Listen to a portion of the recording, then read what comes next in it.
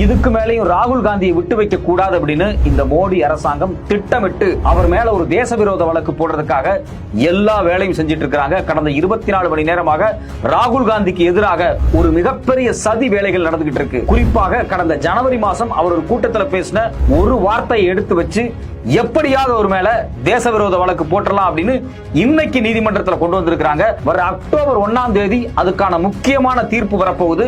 அதுக்காக ஒரு மிகப்பெரிய வேலை திட்டத்தை மோடி அரசாங்கம் போட்டு வச்சிருக்காங்க. ஏன் எதுக்காக ராகுல் காந்தி மீது இவ்வளவு வன்மமா இருக்காங்க, அதுவும் குறிப்பாக இந்த வழக்கை எதுக்காக தூசி தட்டி எடுக்கிறாங்க? வணக்கம், இது மெட்ராஸ் வியூ. நான் உங்கள் சத்யராஜ். எப்படியாவது ராகுல் காந்தியை இனிமேல் பேச விடக்கூடாது, அவர் வாயே திறக்க கூடாது, முடிஞ்சா அவர் இந்தியாவிலேயே இருக்கக்கூடாது, எப்படியாவது அவரை வாயை அடைச்சிடணும் அப்படின்னு மோடி அரசாங்கம் ஏற்கனவே பல திட்டங்களை போட்டு பல முட்டுக்கட்டைகளை போட்டுக்கிட்டே இருந்தாங்க. இப்ப அடுத்த கட்டத்தை நோக்கி நகர்ந்திருக்காங்க. ராகுல் காந்தியை கைது பண்ணி எப்படியாவது ஒரு சிறையில் வச்சிடணும். அதுலயும் குறிப்பா பாத்தீங்க அப்படின்னா தேச விரோத வழக்கு, நாட்டுக்கு எதிராக செயல்பட்டுட்டார், இப்படியெல்லாம் ஏதாவது சொல்லி ஒரு வழக்க போட்டு 2 ஆண்டு 3 ஆண்டுகள் ஜெயில போட்டுட்டோம்னா அதுக்கு பிறகு இவர் தேர்தலில் நிக்க மாட்டாரு, இவர் பாராளுமன்றத்துக்குள்ளே வர முடியாது, இவர் எம்பியாவே இருக்க மாட்டார் அப்படின்னு சொல்லி ஒரு மிகப்பெரிய சதி வேலை திட்டத்தை இந்த மோடி அரசாங்கம் பண்ணிக்கிட்டு இருக்காங்க. ஏற்கனவே பாத்தீங்கன்னா ஒரு வருஷத்துக்கு முன்னாடியே ராகுல் காந்தி ஒரு பொது மேடையில பேசும்போது இங்க இந்திய வங்கியில பணத்தை வாங்கிட்டு அந்த பணத்தை திருப்பி கட்டாம இந்தியாவை விட்டு வெளியே ஓடி போகக்கூடிய நிறைய பேருடைய பேர் மோடின்னு இருக்கு அப்படின்னு சொல்லி ஒரு விஷயத்தை அவர் சொன்னார். அது உண்மை. இந்த நீரவ் மோடி, அந்த மோடி, இந்த மோடின்னு எக்கச்சக்கமான குஜராத்திகள் பணத்தை கொள்ளையடிச்சிட்டு, ஏன் அந்த வார்த்தை கொள்ளையடிச்சிட்டு சொல்றோம்னா, நம்ம அரசாங்க வங்கியில பணத்தை வாங்கிட்டு அந்த பணத்தை திருப்பி கட்டாம லண்டனுக்கு ஓடி போய் அங்க உட்கார்ந்து இருக்கிறாங்க.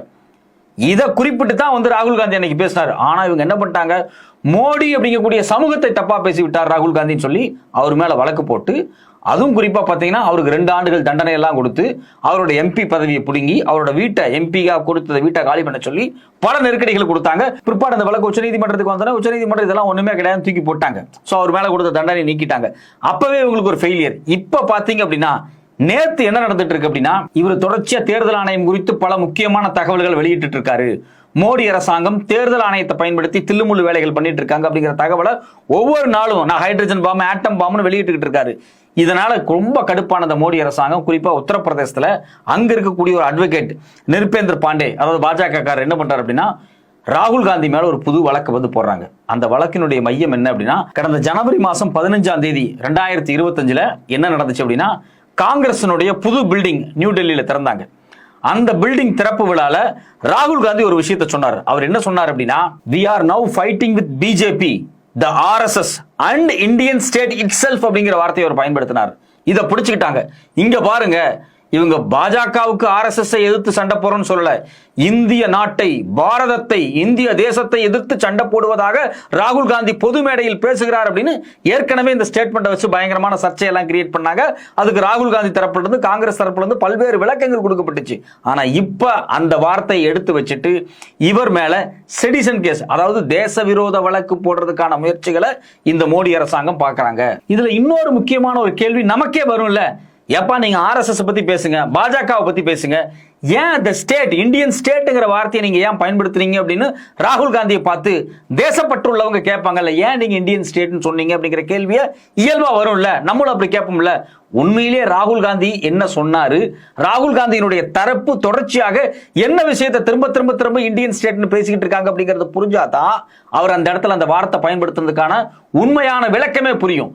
அவர் என்ன சொல்ல வர்றாரு அப்படின்னா, தேர்தல் ஆணையம் இன்னைக்கு கரெக்டா போயிருச்சு, மோடி அரசாங்கத்துக்கு ஆதரவாக வாக்காளர் பட்டியலை திருத்தங்கிற பேர்ல வாக்காளர்களை டெலிட் பண்றதும் போலி வாக்காளர்களை சேர்க்கிற வேலையும் பண்ணிட்டு இருக்கு.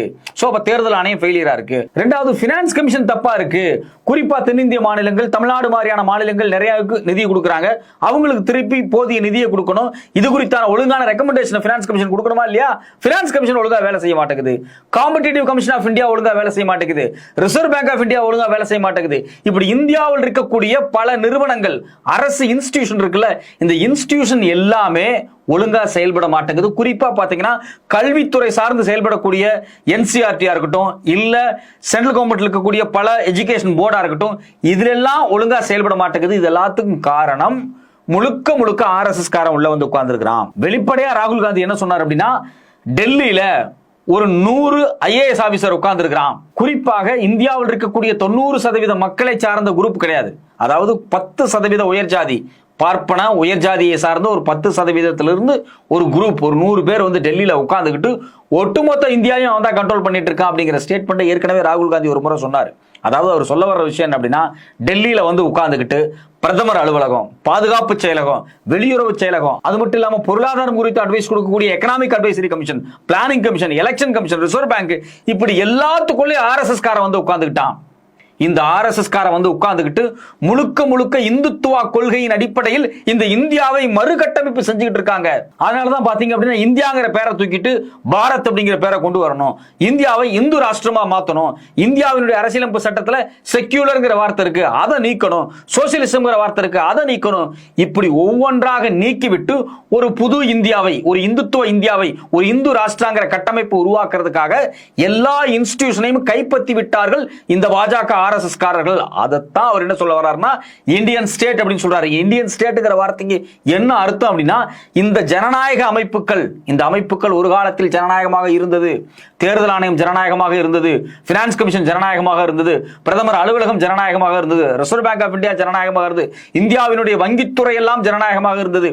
ஆனால் இன்னைக்கு பாத்தீங்க அப்படின்னா இது எல்லாமே அம்பானி அதானி மாதிரியான ஒரு குழுக்கு வேலை செய்யக்கூடிய ஒரு இன்ஸ்டிடியூஷனா மாறுறதுக்கு காரணமே இதுக்குள்ள RSS காரங்க போய் உட்கார்ந்ததுனாலதான். இன்னைக்கு பாருங்க, NCERT அப்படிங்கக்கூடிய பாடத்திட்டத்துல காந்தியை பத்தி, நேரு பத்தி, பிளானிங் கமிஷனை பத்தி, தேர்தலை பத்தி, அம்பேத்கரை பத்தியான எல்லா விஷயத்தையும் நீக்கிட்டு முழுக்க முழுக்க இந்துத்துவ சித்தாந்தத்தை கொண்டு வந்து குழந்தைகள் படிக்கக்கூடிய பாடத்திட்டங்களுக்குள்ள இவங்க கொண்டு வர்றாங்க. இப்ப இதனுடைய வேலை என்ன? அப்ப NCERT கிரிட்டிசைஸ் பண்றது, தேர்தல் ஆணையத்தை கிரிட்டிசைஸ் பண்றது, அது மட்டும் இல்லாம ரிசர்வ் பேங்கை கிரிட்டிசைஸ் பண்றது, தேர்தல் பத்திரம் அப்படிங்கிற ஒரு விஷயத்தை கொண்டு வந்து பல்லாயிரம் கோடியை நிதியாக பல கார்ப்பரேட் கம்பெனிகள் இருந்து சுருட்டியது யாரு அப்படின்னா இந்த பாஜக தான். தேர்தல் பத்திரத்தை பயன்படுத்தி இந்த தேர்தல் பத்திரத்துக்கு அப்ரூவல் கொடுத்தது யாரு? ரிசர்வ் பேங்க் ஆஃப் இந்தியா, அது மட்டும் இல்லாம எலெக்ஷன் கமிஷன். சோ அப்ப இந்த இன்ஸ்டிடியூஷன் எல்லாமே முழுக்க முழுக்க கரப்டா மாறிக்கிட்டு இருக்கு. இந்துத்துவா பாஜக ஆட்களை உள்ள கொண்டு வந்து உட்கார வச்சு இதை ரொம்ப மோசமானதா மாத்திட்டு இருக்காங்க. அப்ப இந்தியா அப்படிங்கிறதை ஒட்டுமொத்தமாக திரும்பவும் சலவை செய்து ஒரு ஜனநாயக பூர்வமான இந்தியாவை உருவாக்க வேண்டிய நிலைமை இருக்கு அப்படிங்கறத தான் ராகுல் காந்தி வெளிப்படையா சொல்றார். We are now fighting the BJP, the RSS, Indian state itself அப்படிங்கிற வார்த்தையை அவர் பயன்படுத்துறார். இது ரொம்ப ரொம்ப ரொம்ப முக்கியமான சக்தி வாய்ந்த ஒரு வார்த்தை. அவர் இந்தியன் ஸ்டேட்னு பயன்படுத்திட்டார் அப்படிங்கிறதுனாலேயே பாத்தீங்க அப்படின்னா இல்ல அவர் இந்தியாவினுடைய இறையாண்மைக்கும் இந்தியாவினுடைய ஒற்றுமைக்கும் எதிராக பேசிட்டார் அப்படின்னு ஒரு பொய் பிரச்சாரத்தை ஏற்கனவே உருவாக்கி இப்ப பாத்தீங்கன்னா நேற்று வழக்கு போட்டாங்க உத்தரப்பிரதேசத்துல. எப்படியாவது ராகுல் காந்தியை கைது பண்றதுக்காக அக்டோபர் 1ஆம் தேதி இந்த வழக்கை விசாரிக்கிறதுக்கு திரும்பவும் கோர்ட்டுக்கு வருது. அப்ப இவங்களுடைய முழு நோக்கம் என்னவா இருக்கு அப்படின்னா, எப்படியாவது ராகுல் காந்தியை நம்ம கைது பண்ணிடணும், ராகுல் காந்தி விட்டுறக்கூடாது, அவர் மேல தேச துரோக வழக்கு போட்டணும் அப்படிங்கிறதுல ரொம்ப ரொம்ப ரொம்ப உறுதியாக இந்த மோடி அரசாங்கம் வேலை பார்த்துட்டு இருக்கு. இது இத்தோட நிக்கல. கடந்த 2 நாளா பாத்தீங்கன்னா பாஜகவினுடைய ஐடி விங்கு விடிய விடிய தூங்காம ராகுல் காந்திக்கு எதிராக ஒரு மிகப்பெரிய பிரச்சாரத்தை பண்றாங்க. ராகுல் காந்தி இந்த ஓட்சோரி, ஓட்டு திருட்டு பிரச்சனையில ஒரு வார்த்தை சொல்றாரு. இந்தியாவினுடைய இளைஞர்கள், இந்தியாவினுடைய அடுத்த ஜெனரேஷன், இந்தியாவினுடைய ஜென்செட், இவங்க ஒரு புரட்சி பண்ணுவாங்க, அதாவது இவங்க வந்து இந்த அரசியலமைப்பு சட்டத்தை பாதுகாப்பதில் முன்னகர்ந்து நிற்பார்கள் அப்படிங்கிற வார்த்தையை அவர் பயன்படுத்துறாரு. அதாவது ரொம்ப துல்லியமா சொல்ல போனா பங்களாதேஷ்ல ஒரு புரட்சி நடந்துச்சு, நேபாளத்துல ஜென்செட்னு சொல்லக்கூடிய இளைஞர்கள் 95க்கு பிறகு பிறந்த அந்த மாணவ பருவத்திலிருந்து வரக்கூடிய இளைஞர்கள் என்ன பண்ணாங்க, மிகப்பெரிய போராட்டம் நடத்தினாங்க. அந்த ஊர்ல சோசியல் மீடியாலாம் பேன் பண்ணப்பட்டுச்சு. அதனால போராட்டம் நடத்தி அந்த நாட்டினுடைய ஜனாதிபதியை அந்த நாட்டை விட்டே ஓட வச்சுட்டு இப்ப புது ஆட்களை கொண்டு வந்து உட்கார வச்சிருக்காங்க. இது மாதிரி இளைய சமுதாயம், இளைஞர்கள் இந்த நாட்டில் இது மாதிரி ஓட்டு திருட்டுக்கு எதிராக அரசியலமைப்பு சட்டத்தை பாதுகாப்பதற்காக முன் வருவார்கள் அப்படின்னு ராகுல் காந்தி பேசுனதை இவங்க உடனே திருச்சு. இங்க பாருங்க, நேபாளத்துல கலவரம் வந்த மாதிரி, பங்களாதேஷ்ல கலவரம் வந்த மாதிரி இந்த இந்தியாக்குள்ள ஒரு கலவரத்தை உருவாக்குறதுக்காக ராகுல் காந்தி செயல்படுறாரு, இவர் இந்த தேசத்துக்கு எதிராக செயல்படுறாரு அப்படின்னு சொல்லி ஒரு வெகுமக்கள் பிரச்சாரத்தை வேக வேகமாக கடந்த 24 மணி நேரமாக இந்த மோடி அரசாங்கம் தொடர்ச்சியாக செய்து கொண்டிருக்கிறார்கள். அது மட்டும் இல்லாம இவங்க என்ன சொல்றாங்க, அதுவும் குறிப்பா பாஜகவை சார்ந்த நிஷ்காந்த் துபே என்ன சொல்றாரு அப்படின்னா, இங்க பாருங்க, காலங்காலமாக இருந்த குடும்ப ஆட்சிக்கு எதிராக தாங்கெல்லாம் புரட்சி வந்துச்சு. அது மட்டும் இல்லாம பாத்தீங்கன்னா பங்களாதேஷ்ல ஒரு இஸ்லாமிய ஆட்சியை கொண்டு வரதுக்காக தான் அங்க புரட்சி நடந்துச்சு. அது மட்டும் இல்லாம நேபாளத்துல ஒரு இந்து ராஷ்டிரத்தை கொண்டு வரதுக்காக தான் புரட்சி நடந்துச்சு. நீங்க அப்ப இங்க ஒரு மத புரட்சியை கொண்டு வர முயற்சி பண்றீங்களா அப்படின்னு சொல்லி பல்வேறு மோசமான திரிபுவாத ஸ்டேட்மெண்ட்டை வச்சு ராகுல் காந்தி மேல ஒரு மிகப்பெரிய பழியை சுமத்துறதுக்கு முயற்சி பண்றாங்க. அதே மாதிரி மகாராஷ்டிராவினுடைய முதலமைச்சர் தேவேந்திர பட்னாவிஸ் என்ன பண்றாரு அப்படின்னா, ராகுல் காந்தி சொன்ன ஸ்டேட்மெண்ட்டுக்கு எதிராக வேற சில ஸ்டேட்மெண்ட்டை சொல்லி ராகுல் காந்தி சொன்னதை ஒட்டுமொத்தமாக மடைமாற்ற வேலையை அவங்க பாக்குறாங்க. இது மட்டும் இல்லாம அந்த பாஜக குரூப் என்ன பண்ணுது அப்படின்னா, காங்கிரஸ் இருந்த காலகட்டத்தில் ஒரு மிகப்பெரிய கரப்ஷனா இருந்துச்சு. இப்ப மோடி அரசாங்கம் வந்ததுக்கு பிறகு எந்த விதமான கரப்ஷனுமே இல்ல. பங்களாதேஷ்ல நேபாளில் நடந்த போராட்டம் அப்படிங்கிறது கரப்ஷனுக்கு எதிரான போராட்டம். அப்ப கண்டிப்பா காங்கிரஸை தூக்கி எறிஞ்சாங்க இல்லையா? எப்போ அதாவது அண்ணா ஹசாரே மாதிரியான ஆட்கள் வந்து ராம்தேவ் பாபா ராம்தேவ் மாதிரியான ஆட்கள் ஒரு போராட்டம் நடத்தாம பார்த்தீங்களா? அதுதான் வந்து ஒரு ஜன்ஜட் போராட்டம் மாதிரியான விஷயம். அதாவது வந்து முழுக்க முழுக்க காங்கிரஸ் மட்டும்தான் கரப்ஷன் பண்ணுச்சு, நாங்க வந்ததுக்கு பிறகு ஒரு மிகப்பெரிய யோக்கியமான அரசாங்கமா நாங்க நடத்திட்டு இருக்கோம் அப்படின்னு சொல்லி வெளிப்படையா நிஷ்காந்த் துபே என்ன சொல்றாரு அப்படின்னா, ராகுல் காந்தி பொய் பேசுறாரு, ஒரு மிகப்பெரிய அவதூறு உருவாக்குறாரு அப்படின்னு சொல்லி அவர் பேசுறாரு. நமக்கு அடிப்படையா வரக்கூடிய கேள்வி என்னன்னா, கடந்த 10 ஆண்டுகள்ல குறிப்பாக 51,000 கோடிக்கு மிகப்பெரிய டீல் போட்டாங்க இல்லையா ரஃபேல் விமானம் வாங்குறதுல, அந்த ரஃபேல் விமானம் வாங்குறதுல ஒரு மிகப்பெரிய ஊழல் நடந்திருக்கு அப்படின்னு சொல்லி பிரான்ஸ்ல இருக்கக்கூடிய நீதிமன்றமே அதை விசாரிக்க சொல்லி உத்தரவு போட்டிருக்காங்க. அதாவது இந்தியாவினுடைய பாதுகாப்புக்கு டிஃபென்ஸுக்கு தேவையான ரஃபேல் விமானங்களை வாங்குவதில் ஊழல் நடந்திருக்கு. அதை நம்ம சொல்லல, இவங்க டீல் போட்டிருக்காங்க பாத்தீங்களா? அந்த டீல் போட்ட நிறுவனம் பிரான்ஸ்ல இருக்கு. அந்த நிறுவனத்தின் மீது நேரடியாக நீதிமன்றத்திலேயே வழக்கு இருக்கு.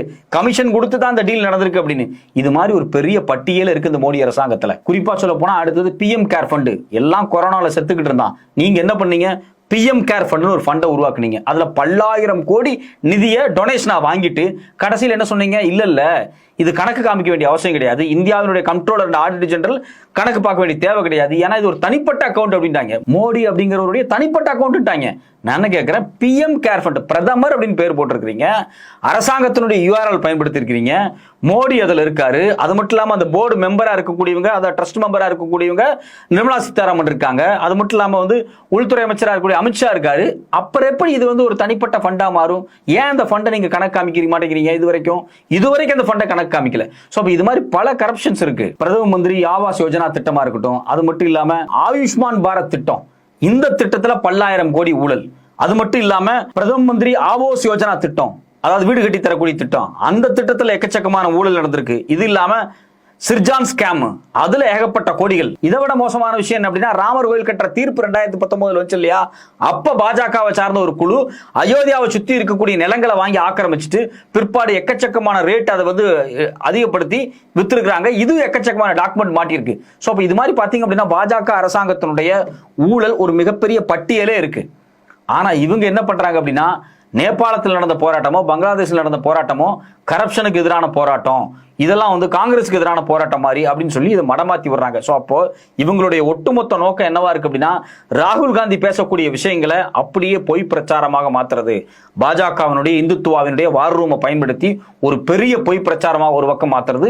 இன்னொரு பக்கம் பார்த்தீங்க அப்படின்னா, இந்த செடிசன் கேஸ், அதாவது தேச துரோக வழக்கு அப்படிங்கிற பேர்ல ராகுல் காந்தியை கைது பண்றதுக்காக ஜனவரி மாசம் அவர் பேசின ஒரு விஷயத்தை எடுத்து வச்சு பொய்யாக அது திருச்சி அவர் மேல வழக்கு போட்டு அந்த வழக்கை அவர் அக்டோபர் 1ஆம் தேதி கோர்ட்ல கொண்டு வந்து அவருக்கு எப்படியாவது தண்டனை வாங்கி கொடுக்கணும்னு பல முயற்சிகளில் இந்த மோடி அரசாங்கம் தீவிரம் காட்டி வருது. பொறுத்திருந்து பார்ப்போம் இதை ராகுல் காந்தி எப்படி முறியடிக்கிறார். அது மட்டும் இல்லாம இது மாதிரி தேவையில்லாத அவதூறு வழக்குகள் தொடர்ச்சியாக எதிர்க்கட்சி தலைவர் மேல போடுறதுனால ஏற்கனவே வந்து உச்சநீதிமன்றம் அவர் மேல போட்ட வழக்கை வந்து கேன்சல் பண்ணி அது ஒண்ணுமே இல்லைன்னு தூக்கி எறிஞ்சு, அதே போல தொடர்ச்சியாக இப்படி செய்வது குறித்து உச்சநீதிமன்றம் என்ன கண்டனத்தை தெரிவிக்க போறார்கள் அப்படின்னு பார்ப்போம்.